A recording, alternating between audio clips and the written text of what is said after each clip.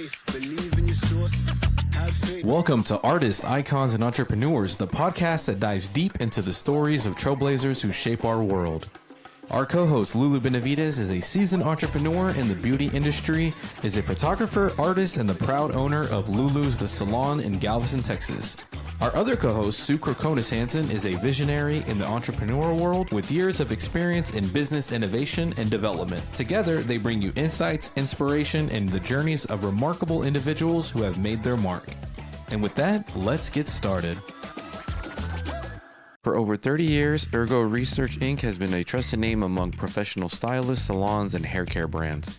Known for its high-performance ergonomic styling tools, as a producer of Ergo styling tools, the company combines cutting-edge design with exceptional quality and service, empowering tens of thousands of stylists worldwide. At the helm is founder Robert Reed, one of the top 1% of endorsed hair professionals on LinkedIn. His journey began with leadership roles at Vidal Sassoon Professional and as president and co-owner of Hikari Scissors USA, where he helped shape one of the industry's premier brands. In 1994, he launched Ergo Research with a mission to create the most advanced ergonomic styling tool collection on the market. Robert's passion for education led to the creation of The Art of the Blow Dry, a program presented at top salons across North America. With over 4 decades of experience, Robert has personally visited 35,000 plus salons across 4 continents, served as a judge for the North American Hairstyling Awards and Global Image Awards, and received a Lifetime Service Award from Cosmetologist Chicago.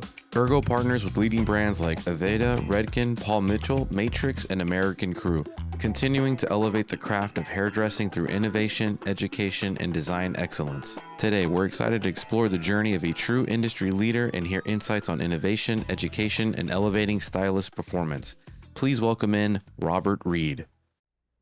Well, welcome Robert Reed to Artists, Icons, and Entrepreneurs.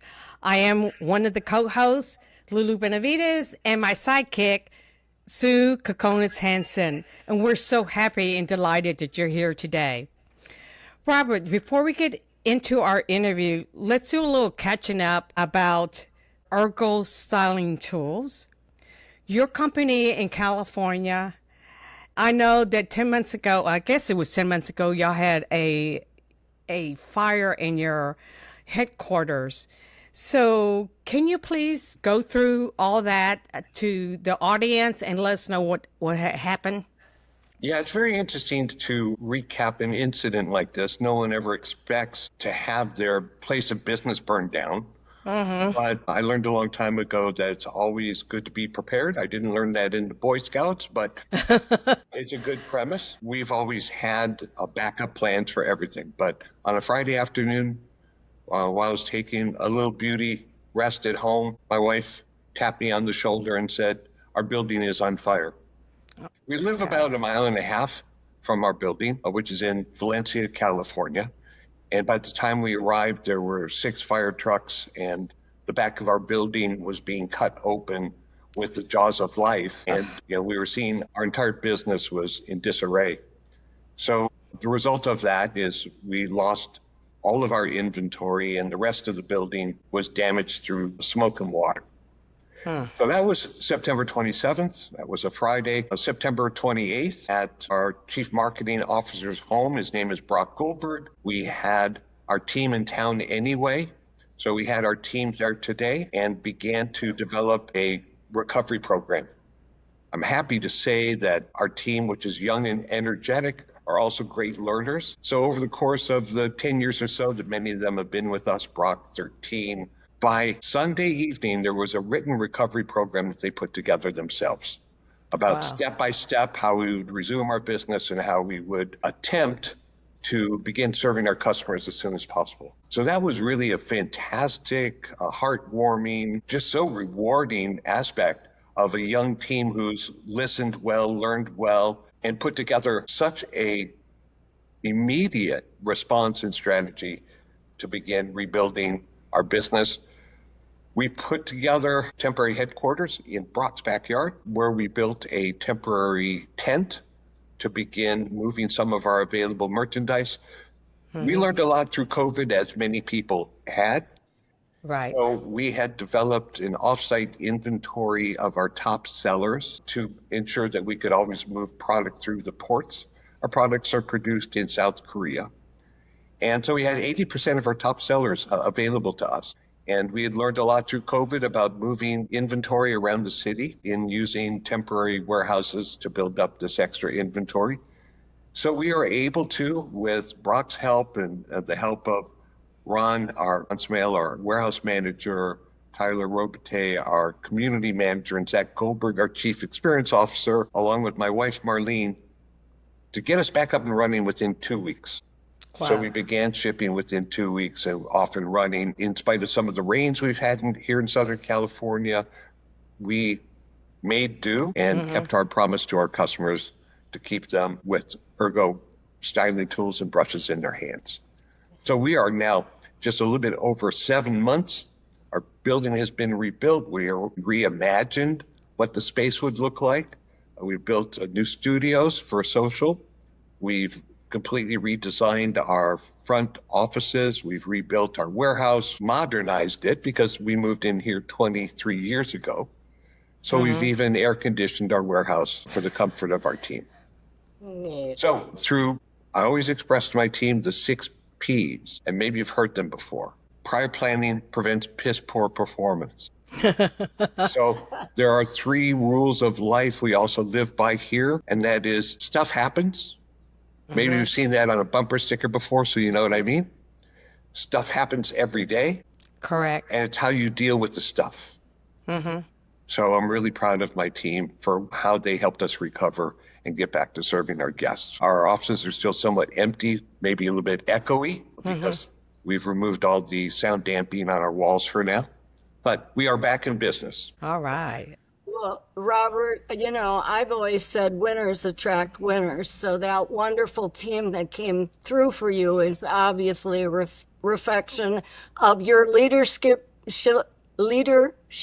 skills and what I've always heard people say about you, because it seems like everybody knows Robert Reed and your company. And it's amazing, but all the people I know have nothing but wonderful, kind, great things to say about you as a human being. So when I was thinking about questions, the first one that came to my mind is, Robert, how did you get in the professional beauty industry? What was your evolution or your path?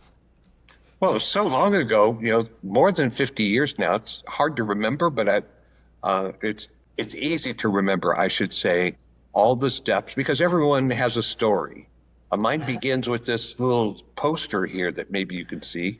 Coming out of high school, 1972, I wanted to be a singer, but I quickly learned I didn't have the chops for that. So while in high school, I developed a relationship with the top rock and roll station in Southern California called KNAC, and I learned how to become a producer.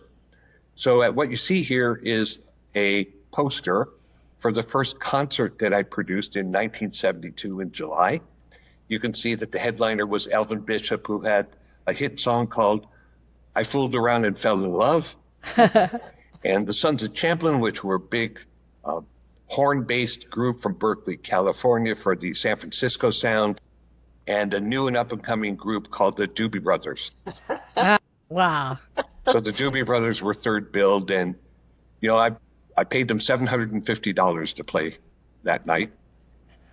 But because I was new in business, I knew how to put together people, but I didn't know how to really manage a business. We lost a lot of money. I lost about $10,000, and to pay off my bill with the radio station, because my father taught me real men pay their bills. I went to work for them in producing radio commercials and working the midnight to 6 a.m. shift some nights. So I learned a lot about how to further put together people. And I heard an advertisement from a competitive radio station for a haircutting studio called Fine Arts Studio, which was in Southern California. They offered haircuts with all the wine you could drink. So I said, that's my kind of place. And I went there and got my haircut. It was the first time I ever had a precision haircut. I loved it so much, my hair just fell in place, that I said to myself, I've got to learn how to get free haircuts because I was making about $75 a week. My haircut was, at that time, $15. It was pretty expensive. Yeah. So I went around and solicited salons, met some people that were hair cutting champions for the California Cosmetology Association, and they had a ton of statues. And I worked out an arrangement where I would create their radio spots in exchange for free haircuts. That led to us providing haircutting services to quite a few rock groups, including Eric Burden and War, who came to the salon, which is about 60 miles away from the concert venue, to get their hair color highlights, get their hair color painted. And that was very exciting. So it led me to think that maybe there was an opportunity here. With the same group, who were a great group of hair cutters, but not great communicators while they were cutting, they invited me to be their spokesperson on stage. This was in downtown Long Beach. They had a full house, and there was a man in the audience who came up to me afterwards and said, "I like the way you handle yourself." And his name was Jerry Redding. So Jerry Redding was the founder of companies like Redken. At that time, he had a new company called Germac, which maybe many of your audience have never heard before, but he was a high flyer in the mid-'70s. And I worked with that company for a while.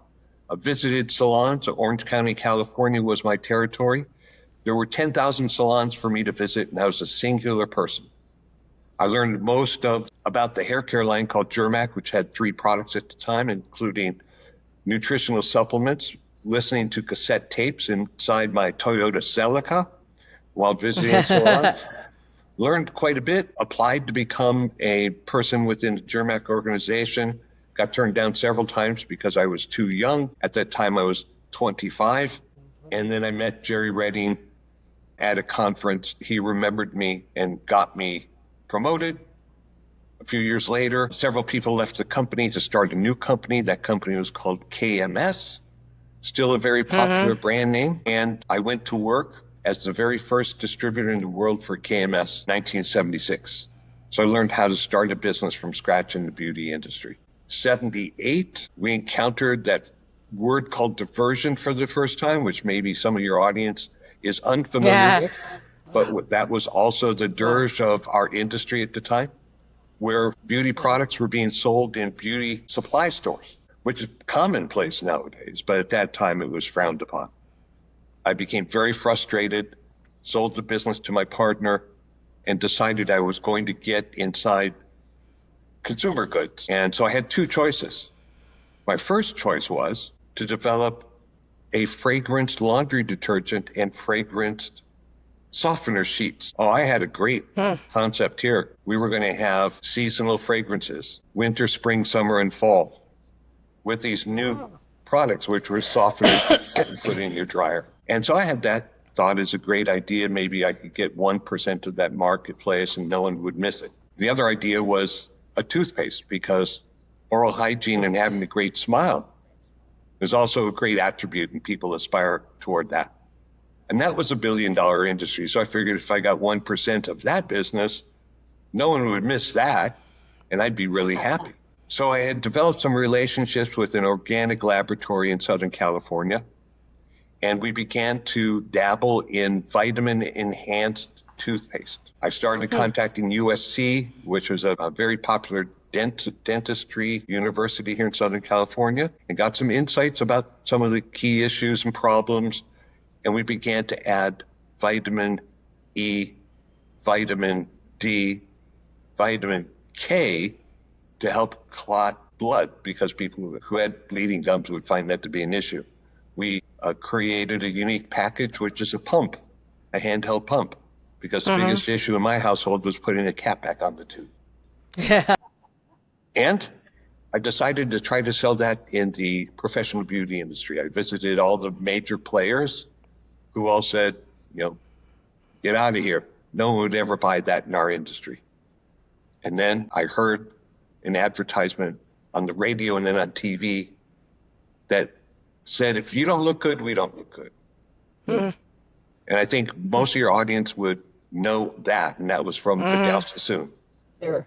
So I put together a storyboard. I called 411, which is how you used to get phone numbers in the old days, and called up and got the number for Vidal Sassoon on Rodeo Drive. Called up there and said, "Hello, it's Robert Reed. I'm calling for Vidal." They said, "I'm sorry, Vidal doesn't work here anymore." I said, "What?" I said, "No, he works in our Century City offices, which are a few miles away." And I called that number and was connected with a gentleman by the name of Don Sullivan, who was Vidal's partner, and who formulated all of the Vidal Sassoon Brown line, which was so popular at that time. That was a collection of 4 products that, made Vidal like a rock star in the beauty industry. And Don Sullivan answered the phone and said, "Hello, this is Don." I said, "Hey, Don, it's Robert Reed. How have you been?" He said, "Robert, I've been fine. How about you?" We had never met. So he invited me in. I presented my storyboard. The story was based upon a woman playing tennis against a man, and after beating the man, walked up to the net to shake his hand and had a bright smile, which would go very well with, if you don't smile good, if you don't look good, we don't look good. And the company was kind enough. Don offered me his vice presidency for a brand new line that was being developed and asked me to conceive that line with him. We developed the first silk protein. We developed some of the first packaging that had push-pull caps and imagery and social media at that time, which was billboards, radio, newspapers, consumer coupons, and we had a very successful operation for several years. Wow. And just to finish up the next 30 years, after Sassoon was sold to Richardson Vicks, I joined a company based upon a recommendation from my friend Tony Beckerman, who said, hairdressers need good tools, and especially their scissors. But the main issue with scissors is they're never the same after they've been sharpened. So I discovered a brand that was new in the United States that was importing scissors that cost about $99, which is 3 times the going rate at the time for a pair of professional scissors. It was called Hikari. So I joined Hikari as a salesman and worked my way to the presidency by 1984. And we developed many service strategies for lifelong ownership of the scissors and service that was just incomparable at that time. In 1993, I began working with hairdressers who became injured on the job, because hairdressing is a fantastic profession, right? You have the ability to change the way people appear outside and feel inside, but it's a very challenging profession. The hand was not made to do this 10,000 times a day. So people became injured on the job through this repetitive motion. And I began working with salon owners who wanted to help prevent these injuries and rehabilitate those who had been injured to get them back doing what they love. And that was my initial experience with ergonomics. In 1994, I left the company with my wife and we began Ergo as a research and training company. And like everyone in the audience, we evolve. We go through different iterations or ways we see ourselves and the way we see what we do.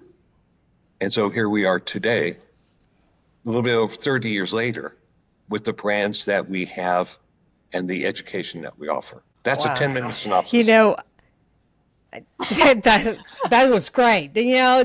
You took us through the beginning of time, where you were and where you are today. I knew you when you were with Kari, the scissor man. That's how I knew you. And all this other stuff I didn't know. But you know that I have a salon in Galveston because you had at one time, zoomed in to my staff and talked about the Ergo brushes. And we have always supported and we use the Ergo brushes styling tools.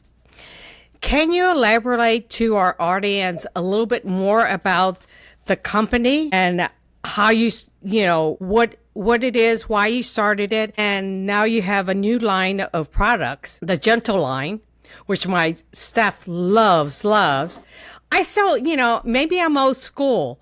I still love the harder edge because I work with a lot of hair that's more dense, but finer hair you use the more gentle. And recently we had one of your educators, Alan Papaleo, Yes. come out. Love We love it. And why didn't I know this? He talked about the ergo styling brushes and the handle, which I went back and told my staff, the handle is longer and so it's longer so you can get behind your head. So can you tell the audience about your ergo brushes, styling brushes? We're beginning to speak about brush handles. Yes.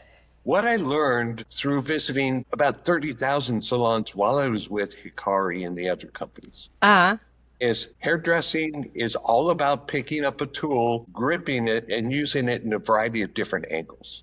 Correct.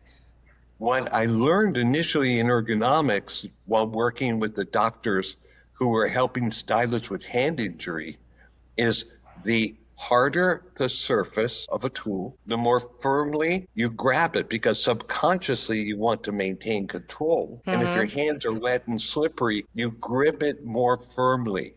And the number one injury for hairdressers is tendinitis from this inflammation of gripping. correct. So most handles, that was my first thing to take a look at. Most handles were made of wood, cork, or plastic. And when your hands had product on them or they were wet, you would grab them more firmly. So I began to look for different types of materials that would be a bit pliable and allow the use of a brush by rotating it within your fingers rather than rotating it with your wrist, because this is the common motion that creates the inflammation of the wrist, which contributes to carpal tunnel. So we began to look at different materials, and I found a material in a factory in South Korea. I began to observe how people held the brush in their hand, and I found most handles were too short. So they were coming into the end of the brush was coming in contact with the palm of their hand, which is just holds a myriad of nerves that, it's just such a system of nerves that if you squeeze and compress this, you would end up with tingling fingertips. So we began to look at grips, what they're made of, how they fit in the hand. And then I realized that blow drying is singly the most fatiguing aspect of hairdressing. So I began asking my team, what could we do to help a blow dry be faster? And they came up with this crazy idea of what if we created a longer barrel? Because if a barrel was slightly longer, you could take slightly wider sections. And through trial and error, this worked out to about 20% longer barrel. So you take 20% wider sections, not thicker sections, but wider sections. So you'd be dealing with more hair, taking fewer sections, finishing faster, getting the arms and shoulders down in a more natural position. And it was just to balance the brush properly, we needed a longer handle. So the longer handle fits better in a hairdresser's hand. The longer barrel allows them to work with wider sections and finish faster. And this was a benefit to the guest because they could reach the back of their style. Because oftentimes when you're walking down the street, you see people may have a beautiful finish up here, but they got all the junk in the back. So just through observation, asking questions, seeking answers and solutions, this is how we develop products at Ergo. We have future products coming out that are also going to be addressing this, which we're very excited by end of year 2025. In a category that it's a secret, I can't tell you, but there haven't been changes in this category ever. So we think we're going to catch people. Yeah. So I'm excited. I can't wait to hear about it.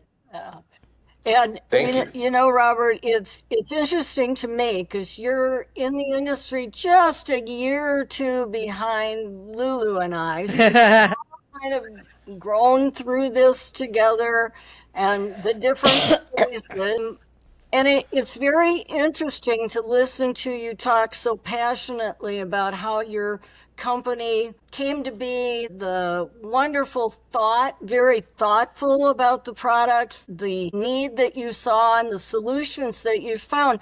So I'm curious on your perspective, because there's a lot of chatter about how the industry has changed and how rapidly it's changing.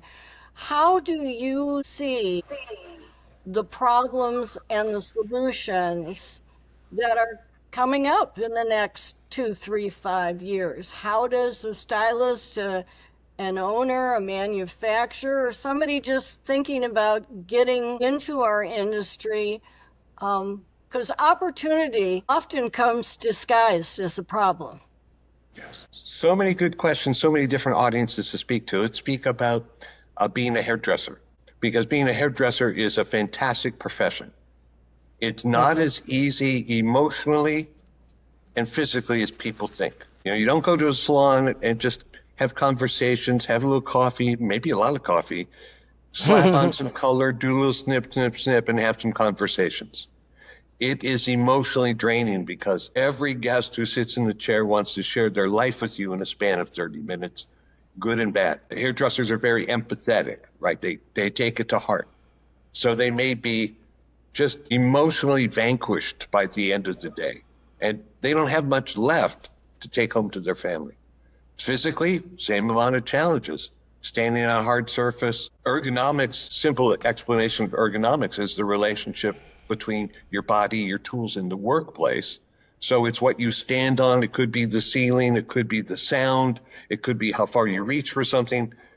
It's not going to get much easier. We just have to develop, and Ergo exists to serve the hairdresser in developing the tools that make this easier and ultimately more fun. The needs of the hairdresser have not changed. Today, most hairdressers are underserved and underinspired with their tools. The nature of our industry and the way that they used to purchase things and have products presented to them, that's changed. That's why they're underserved and underinspired. Everything is being driven online, so there's no experience to know what's right for you, no experience until you order something and find out it's not right for you. Hairdressers being driven to store experiences where there are some very nice people, but unfortunately they don't understand the nature of standing on a hard surface, making tens of thousands of movements every day of 40 hours, 48 hours, 60 hours a week. So that's why, I mentioned that we went through different iterations, different evolutions. In 2009, when there was one of the biggest worldwide adversities economically, when the markets crashed and we went into a depression. Every one of the small ergo factories I had discovered and vetted, developed a relationship with, filed bankruptcy within 30 days. We had just moved into a new building, the building we're in now. So we were left with, fortunately we were financially healthy, but we're left with no resources, no factories, and we had to go out and develop all new thinking. This is when we began to think about really returning to our ergonomic roots and helping hairdressers with finishing, which is our focus here at Ergo, and visiting factories. We relaunched as a brand. Our company the building was empty for 2 years. We relaunched as a brand with new thinking about our purpose, what we meant to the industry, what we were going to do about it, how we were going to create a new business. And we launched as a brand new direct-to-salon business with 3 hairbrushes, a flat iron, and a hairdryer. Knocking on doors. Going back to all the people that I believe I served well while at Hikari and introducing them to new thinking, which is not just about a transaction to sell something. It was about the mastery of the tool itself, understanding how to gain the best results with that tool, and mastering the conversation, connecting with the guest, learning what the guest needs, asking the right questions, delivering to them insights and education to allow them to be the best looking walking billboards on the street. And this is both a customer retention strategy, ultimately a referral strategy, and also the best way to convey to a guest everything that a salon owner has selected to use at their stations that a stylist has silently been endorsing, but bring it out into the open and have some conversation about it. And that's the value we have today as a professional partner, direct with the salon. We often talk here at Artists, Icons, and Entrepreneurs, the importance passion is to success. And you definitely are passionate about what you do and the ergo styling tools that you have been involved with. Where do you get your inspiration from, or who do you get your inspiration? We gain inspiration not only by meeting our customers and observing what they do, because it was through this that I noticed that there was a lot of duplicity, or hairdressers are doing things 2 or 3 times. Right. By asking questions and observing and touching their tools, that's how we learned how to create better tools. But now I gained my inspiration from the team that's been assembled around me. Right. We did our first trade show as a new brand in 2012. I remember I was at the bottom of the stairway at the Hyatt Regency Long Beach in a free space that had been provided to me. Yeah. And I began to meet people and visit some cosmetology schools here in Southern California, met some young, aspiring future professionals who wanted to join the team. And all of those people that I met in 2011 and 2012 in cosmetology schools, I know them today. They've gone on to have successful careers. Many of them have joined us. Everyone at Ergo on our team has their own Ergo story about how they came to us. Brock Goldberg, our chief marketing officer, I met while he was working at the rail in Nordstrom in Glendale, California, oddly about 30 miles away from my home, where I would never shop. But we met and liked him, and he joined us at a trade show at the Long Beach Hairdressers Guild show at the time, and within a week called me. I helped place him in cosmetology school. He worked in our warehouse shipping orders and has ascended to become a great chief marketing officer and leader.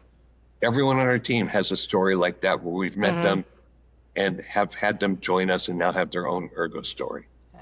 So I gained the inspiration from them. Most of them are nearly 1/3 my age. Yeah. That's cool. You have an awesome team. Well, you know, Thank you. I invite anyone to visit us at a trade show, and 2 of the major trade shows we participate in is America's Beauty Show in Chicago, Okay. Yeah. where we were recently there. And I'm proud that I now sit on the board of Cosmetologists Chicago and America's Beauty Show. So we always have, a lot of fun there, but we have great energy. Everyone on our team loves what they do, who they do it with, who they do it for, and you can feel the energy when you even come in proximity to us. that's And we'll be at the upcoming show in Orlando. Orlando. Okay. It's our first return to the Orlando show in 6 years. So we plan to bring that energy and Ergo shine to Orlando. Oh, good. fabulous. We'll be there. Yeah. Well, Robert, one of the things that we do on our show, which, maybe sounds a little whatever, but it's actually the number one thing that our audience love. And that is we do a quick fire. Basically, we just ask the guest 5 quick questions, ask them to give us the answers off the top of their head. Because what we find is people are intrigued by the show, not just to learn about new products and new elements of the professional beauty industry, which is, we all know, is a very broad tent. That people don't understand all the elements that make up this industry. But they like to get to know the people, because people in the beauty industry know people, and they learn about the coolest stuff. So if you want to know something cool, talk to your hairdresser. So we like to talk to our people and see what they're into. So are you willing to play our little game with us, Robert? And I'll fire off my questions to you. Of course. I love it. I thought maybe you were going to ask me to sing a song, and I already told you I'm not that good at that. We're not going to ask you to sing a song. Next time. So this is always one that our people love. What's on your playlist? What are you listening to now? When I'm in my office, I'm listening to my customers. I'm listening to my team. When I'm in the car, I listen to music from the 70s. Oh, wow. I love this because going back to my history and promoting concerts, and I did many, many more concerts than the initial one I mentioned to you. So I love listening to some of the people that I met, some of the people I interviewed. It's just really, 60s and 70s music for me in the car. Wow. Fabulous. We'll ride around in your car with you, Lulu and I. Favorite book or what you're reading now or listening to? One of my two favorite old books. One of them was the Seven Habits of Highly Effective People by Stephen Covey. That is a great book. I had the honor of meeting Stephen and sitting in his audience many times. I share several of his insights and 7 habits with my team. So that's highly recommended. That book will never go out of style. Yeah. The second would be a really older book, which I've shared with my team, How to Win Friends and Influence People by Dale Carnegie. Yeah. Right. That's also a classic in relationship development. Yeah. One of the books that my team has introduced to us, Brock Goldberg, our chief marketing officer, read a book that he said changed his life. It's called Extreme Ownership, this book wow. here. Yes. Yes. Every other week during our team meetings, each team member reads a chapter about how these stories about commandos have relationship to what they do in their job. Yeah. So this has really been insightful to have not only the engagement of our team, but to have them think about something in relationship to their jobs and responsibilities and the importance of being a dependable, creative team member. Wow. So we like this. Yes. And these chapters are just about 15, 20 pages long. So it's really valuable to have this team engagement. Yeah. I love that. I love that. What's the biggest mistake you've ever made in business? I've made a lot of them, which means I've learned a lot. If you don't fail, it means you're not trying. And the more you fail, the more you learn. So Correct. my biggest mistake is I have too many to mention. My biggest regret might be a different story. Share. The biggest regret I have is in about 19, we had developed the new Don Sullivan products and they were in production, getting ready to launch. Vidal and Don suggested to me I could take a 9-month sabbatical and go to the Sassoon Academy in Westwood, which at that time was headed by Tony Becker. And I told them, I'm sorry, I'm too busy. We're getting ready to launch in Australia. I've just got too much to do. So the regret of not being able to stand behind the chair and develop that fantastic feeling and experience to a guest in a salon and to really deeply, personally understand what a hairdresser does for a living, that is my single biggest professional regret. Wow. But you've done so much. You just have done so much in your lifetime. Thank you. This question might be piggybacked a little bit on your last answer, but what advice would you give your younger self now? I would say to myself now, you will become your 5 closest friends. Yeah. So it would change for a period of my life who I chose to spend time with and what I chose to do with that time. I now know if I want to learn something, I can go to one of my smarter friends and they'll be happy to teach me. Correct. And that's the same thing I share with my team is, we are our 5 closest friends. So choose your friends wisely. Exactly. Exactly. Do you have a favorite quote or motto that you personally try to live by or that you use a lot within your company to shed your philosophy? Yeah, it's pretty simple here. The golden rule, do unto others as you would have them do unto you. But I also say that I won't ask others to do what I wouldn't do myself. So no one here is above someone else because of their title. I mean, what the heck? We've got 10 team members, so you can't get too high anyway. Because someone's going to tell you exactly what they're thinking. Exactly.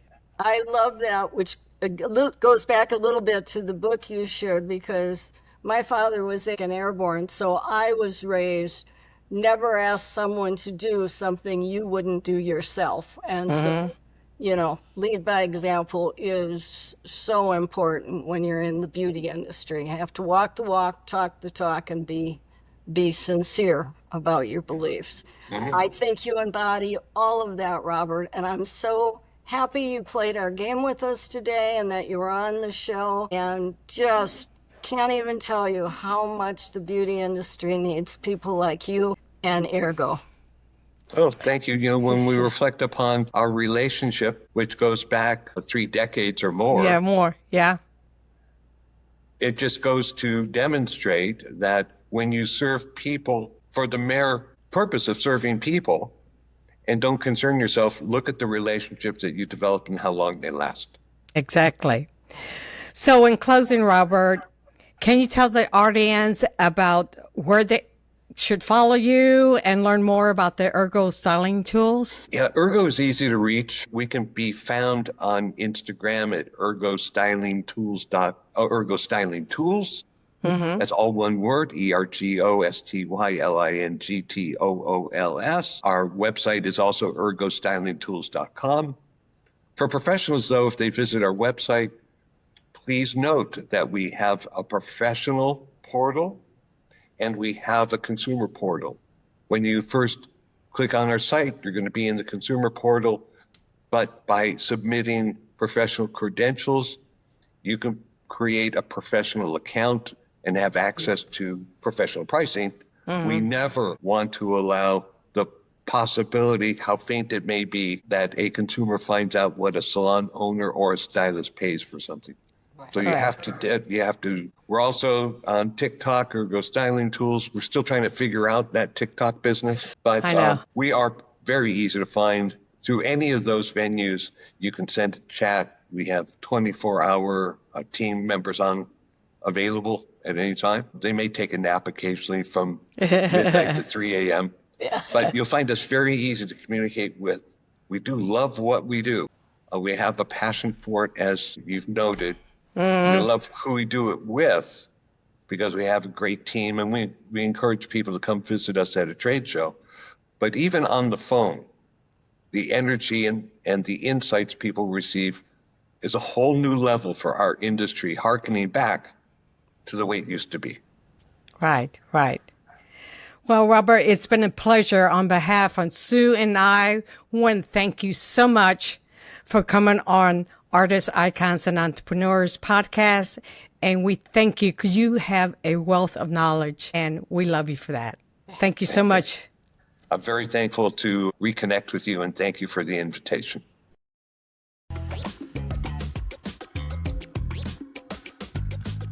Wow, what an episode. That wraps up another exciting edition of Artists, Icons, and Entrepreneurs. Thank you so much for joining us. We hope you're leaving inspired and ready to chase your dreams. Don't forget to follow us on social media and subscribe to our podcast so you never miss an episode over at youtube.com/artists, icons, entrepreneurs, as well as Facebook at Lulu Benavidez, on IG at Lulu Benavidez, at Evolve Hair Solutions as well. And don't forget to visit our website at lulubenavidez.com and evolvehairsolutions.com to stay updated. Until next time, keep dreaming big, creating boldly, and making your mark on the world. Thanks for listening, and take care, everyone.